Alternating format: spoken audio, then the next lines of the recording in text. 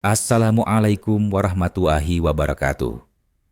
Halo teman-teman semua, terima kasih sudah mampir ke channel Ramzik Story. Sebelum kita masuk ke cerita, saya mempunyai permintaan kecil nih. Buat kalian semua ingat, kalian jangan subscribe channel ini. Tapi kalau kalian suka konten ini, saya akan sangat senang jika kalian menuliskan Waalaikumsalam bagi yang muslim atau menjawab sesuai dengan keyakinan kalian masing-masing. Dan jangan lupa untuk like videonya. Ya, teringat salam adalah doa yang sangat mustajab. Dengan kalian menjawab salam di kolom komentar itu, sama saja kita saling mendoakan kebaikan satu sama lain. Dan itu jauh berharga daripada sekedar subscribe. Oke, sekarang kita langsung saja ke ceritanya. Di sebuah desa terpencil di Lampung Selatan, hidup seorang nenek tua bernama Maryam. Usianya telah melewati 70 tahun, namun tubuhnya masih kuat dan pikirannya tajam. Rumah kayunya berdiri sendiri di pinggir hutan Waimuli, jauh dari keramaian kampung. Sejak ditinggal mati suaminya dan anak-anaknya merantau ke kota, Maryam hidup seorang diri, ditemani suara hutan dan angin yang bersiul setiap malam. Maryam bukan wanita biasa. Sejak muda, ia dikenal sebagai perempuan pemberani yang tak pernah takut dengan hutan, badai, atau binatang buas. Hutan adalah sahabatnya, tempat ia mencari kayu bakar, daun obat, dan umbi-umbian untuk bertahan hidup. Tak peduli hujan atau terik, ia tetap menapaki jalan setapak kecil menuju dalam hutan dengan sabit kecil di tangan dan karung goni di punggung. Namun sejak beberapa bulan terakhir, warga desa mulai gelisah. Hewan ternak mereka banyak yang hilang. Beberapa berkata, melihat bayangan besar merayap di semak-semak. Ada pula cerita tentang suara desisan panjang yang terdengar saat tengah malam dari arah hutan yang makin lebat. Kabar tentang kemunculan ular piton raksasa mulai menyebar. "Jangan ke hutan dulu, Nek," kata cucunya, Yani, saat berkunjung akhir pekan itu. "Warga bilang ada ular besar, bisa menelan manusia." Tapi Maryam hanya tertawa kecil. Matanya tajam menatap ke dalam hutan. "Yani, nenek sudah hidup lebih lama dari semua ular di hutan itu. Kalau ajal mau datang, di dapur pun bisa datang." Pagi itu, kabut masih menggantung rendah di atas tanah. Hutan tampak seperti menyembunyikan sesuatu. Suara burung tak sebanyak biasanya. Nenek Maryam bangun lebih awal, merebus air, lalu menyiapkan keranjang, sabit, dan selembar kain panjang yang ia lilitkan di kepala. Ia melangkah pelan melewati pematang, masuk ke jalur kecil yang mulai ditumbuhi tanaman liar. Udara terasa lembab. Tanah becek bekas hujan malam tadi. Tapi langkah Maryam tetap tenang. Ia menyusuri jalan kecil menuju sebuah pohon besar. Tempat biasa ia mengumpulkan daun obat.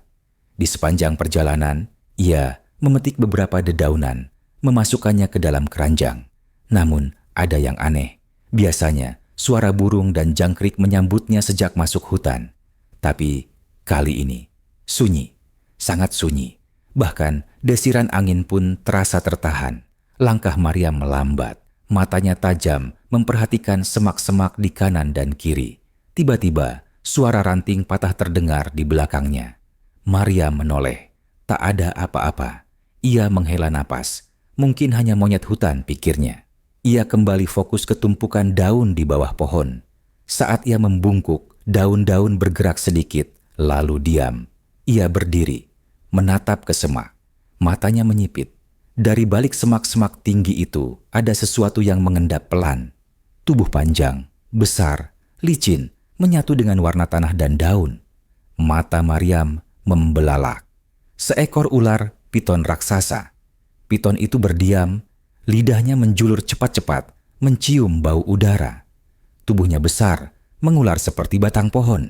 Perlahan, ia melingkar, mendekati dari belakang. Nenek Maryam berbalik, tubuhnya membeku. Ia tak sempat berteriak. Dalam sekejap, ular itu menerjang. Tubuh tua Maryam terlempar dan terjatuh. Piton langsung membelit kakinya, naik ke tubuh, melingkari dada. Maryam berusaha menjerit, memukul dengan sabit, tapi tenaganya habis. Ular itu makin kuat memeluk, mematahkan tulang-tulang rapuh dengan suara retakan yang menyeramkan. Mata Maryam menatap langit, tangannya menggenggam tanah. Ia mencoba melawan, namun cengkeraman itu terlalu kuat. Nafasnya memburu, lalu hening. Ular piton mulai membuka rahangnya yang mengerikan. Perlahan-lahan, kepala nenek Maryam masuk ke dalam mulutnya. Prosesnya lambat dan mengerikan. Tubuh kecil itu ditelan sedikit demi sedikit, seperti boneka kain yang lembut. Perut ular itu mulai membesar. Ia menggeliat ke dalam semak-semak, membawa tubuh mangsanya yang utuh dalam balutan kulit dan lendir. Hari mulai sore. Yani menunggu di rumah nenek. Jam sudah menunjukkan pukul 4. Ia mulai cemas. Biasanya nenek sudah pulang sebelum jam 3. Yani memutuskan menyusul. Ia masuk ke dalam hutan, memanggil-manggil nama neneknya. Nek Maryam, nenek. Tapi tak ada jawaban.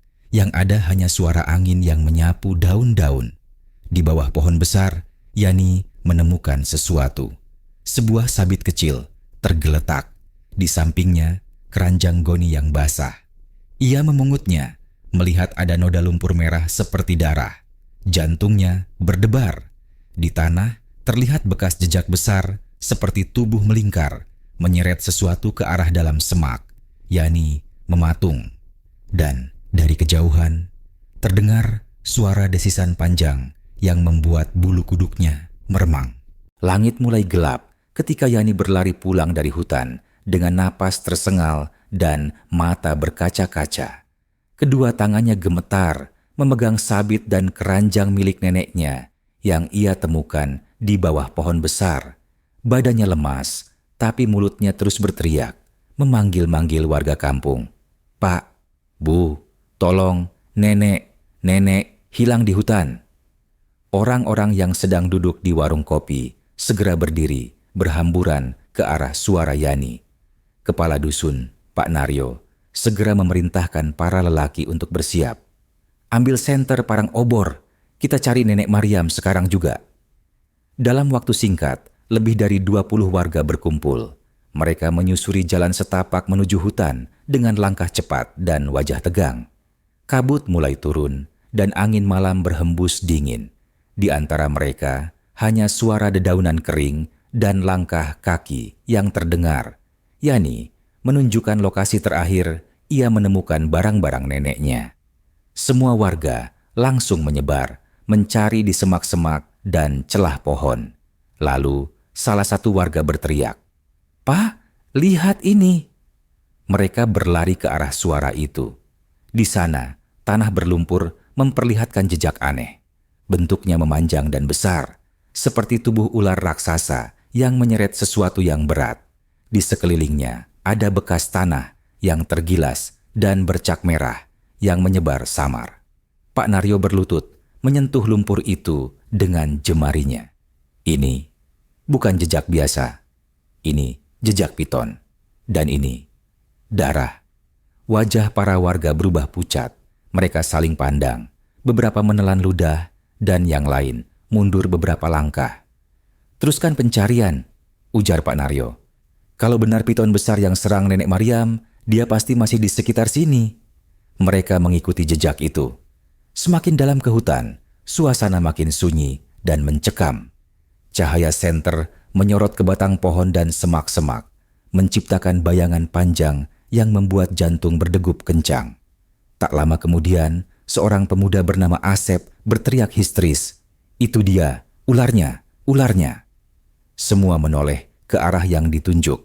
Di balik semak tinggi, seekor ular piton raksasa terbaring melingkar, dengan perut membuncit besar seperti gundukan tanah.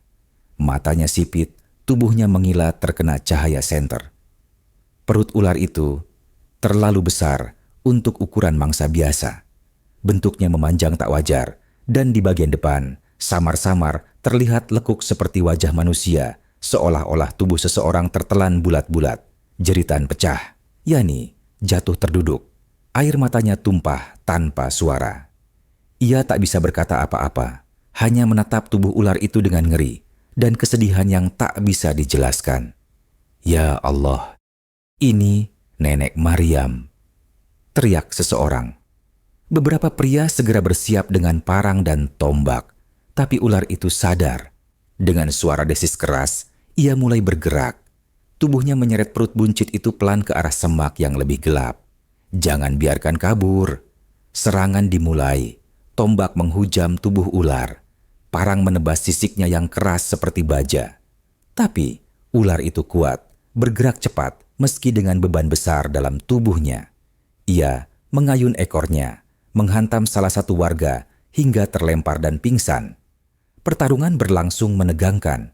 Ular itu melilit satu pohon besar, mencoba melindungi dirinya.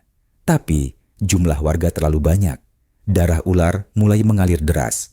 Akhirnya, setelah puluhan tebasan dan tusukan, ular itu berhenti bergerak. Nafasnya terhenti, tubuhnya melambat, dan matanya menutup perlahan. Semua terdiam. "Buka perutnya," kata Pak Naryo lirih. Tak ada yang langsung bergerak. Rasa takut dan hormat membuat mereka ragu. Tapi akhirnya, Asep dan dua warga lain maju. Dengan parang besar, mereka membelah perut piton yang mulai dingin. Lendir dan darah menyembur. Dan di dalamnya, terbaring tubuh Nenek Mariam, utuh, masih mengenakan kain batik dan ikat kepala lusuhnya. Wajahnya pucat, matanya tertutup rapat, seolah ia hanya tidur panjang. Tapi tubuhnya dingin, tak ada napas, tak ada denyut, tangis pecah. Yani berlari memeluk tubuh neneknya yang berlendir dan basah, meski orang-orang mencoba menahannya. "Nek, kenapa sendiri? Kenapa pergi?" isaknya. Orang-orang menunduk. Malam itu, tak ada yang bicara lebih banyak. Mereka memanggul tubuh Nenek Mariam, membawanya pulang ke kampung. Dan ular piton itu dibakar. Sisiknya terlalu tebal untuk dikubur, dan sebagian warga percaya ular itu bukan sembarang binatang. Mereka percaya ia adalah penunggu hutan, penjaga batas dunia manusia dan dunia gaib. Malam itu, suara doa dan tangis bergema di kampung kecil itu. Tapi di kejauhan, dari balik hutan, terdengar desisan lain, panjang, pelan, seolah masih ada mata yang mengintai dalam gelap. Fajar menyingsing di desa Waimuli, tapi pagi itu tak seperti biasanya. Suasana desa muram, awan mendung bergelayut rendah, angin sejuk yang biasanya membawa kicauan burung, kini hanya membawa hening dan hawa berat yang menyelimuti rumah-rumah penduduk. Jenazah Nenek Mariam dibaringkan di ruang depan rumah kayunya, dibungkus kain kafan, dikelilingi oleh warga yang datang melayat. Yani duduk di sampingnya, menggenggam tangan neneknya yang dingin, masih sulit percaya bahwa sosok kuat yang selalu ia kagumi, kini hanya tinggal diam, tak bernyawa. Isak tangis pelan terdengar dari pojok ruangan. Seorang ibu tua berbisik pelan pada tetangganya. Dulu waktu muda, Mariam pernah bilang, dia pernah menolong seekor ular besar yang terluka di hutan. Mungkin ini balasan. "Apa maksudnya?" bisik yang lain. "Entahlah, tapi aku ingat betul. Dulu dia bilang, kalau hutan punya penguasa dan kita hanya numpang hidup." Di luar rumah, beberapa wartawan dan perekam konten sudah berdatangan. Berita tentang nenek dimakan piton raksasa menyebar seperti api. Video saat perut ular dibelah dan tubuh Mariam ditemukan telah viral di media sosial. Sebagian orang tak percaya, sebagian lain ketakutan, dan beberapa mulai membuat teori sendiri. Ada yang bilang ular itu jelmaan siluman. Ada pula yang menyebut bahwa kematian Mariam adalah peringatan bagi manusia yang serakah terhadap alam. Setelah dimakamkan, warga mulai merasakan perubahan. Burung-burung tidak lagi berkicau di pagi hari. Suara jangkrik dan kodok di malam hari menghilang. 3 malam setelah pemakaman, seekor kambing ditemukan mati di belakang rumah warga. Dengan leher terpelintir dan lidah menjulur, seolah dicekik oleh sesuatu yang tak kasat mata. Beberapa percaya itu bukan ulah binatang biasa, tapi tanda bahwa roh penjaga hutan belum tenang. Yani mulai sering bermimpi. Di malam ke-7 setelah kematian nenek, ia terbangun karena suara ketukan di jendela. Saat ia membuka tirai, tak ada siapa-siapa, tapi di tanah basah luar rumah, terlihat jejak melingkar, seperti tubuh besar yang melata. Malam itu juga ia bermimpi. Dalam mimpinya, ia berada di hutan, berdiri di bawah pohon besar tempat Nenek Mariam dulu terakhir terlihat. Dari balik kabut, muncul sosok neneknya, masih mengenakan kain batik dan ikat kepala lusuhnya. Wajahnya pucat tapi tersenyum lembut. "Nek," bisik Yani. Nenek Maria melangkah perlahan mendekat. Suaranya terdengar dari kejauhan, seolah datang dari dua dunia yang berbeda. "Jangan benci hutan, Nak. Jangan benci ular itu. Aku tidak menderita. Aku hanya pulang." "Pulang kemana, Nek?" tanya Yani. Air matanya mengalir dalam mimpi. "Ke tempat yang dulu pernah kujanjikan." Seketika kabut menebal dan tubuh nenek menghilang di telan kabut. Di ujung hutan, muncul bayangan ular besar yang memandang Yani dengan mata bercahaya kuning. Tapi tidak menyerang, hanya diam, lalu menghilang. Yani terbangun dengan tubuh dingin dan napas tercekat. Keesokan harinya, ia memutuskan pergi ke hutan. Sendirian, ia ingin tahu apa sebenarnya yang terjadi. Ia ingin tahu kenapa neneknya berkata, "Aku hanya pulang." Ia kembali ke pohon besar itu. Di sana, ia menemukan sesuatu terkubur di bawah akar. Sebuah kalung tua yang dulu sering dipakai nenek Mariam. Dan sepotong sisik ular berkilau aneh, seperti bukan dari dunia ini. Yani terduduk, menangis. Sejak hari itu, ia tak pernah lagi takut pada hutan. Ia sering datang ke sana, tidak untuk mencari kayu, tapi untuk menjaga dan membersihkan hutan. Ia percaya ada sesuatu yang lebih besar dari manusia yang hidup di alam ini. Dan mungkin nenek Mariam kini telah menjadi bagian dari kekuatan itu. Desa Waimuli perlahan kembali tenang. Tapi kisah tentang nenek tua yang dimakan ular piton tak pernah dilupakan. Setiap kali kabut turun dan suara jangkrik lenyap, warga akan berkata, "Jangan ganggu hutan, jangan ganggu yang sudah lama tidur." Dan dari kejauhan, sesekali terdengar desisan panjang, seolah hutan sedang memperingatkan, "Kami masih di sini." Tamat.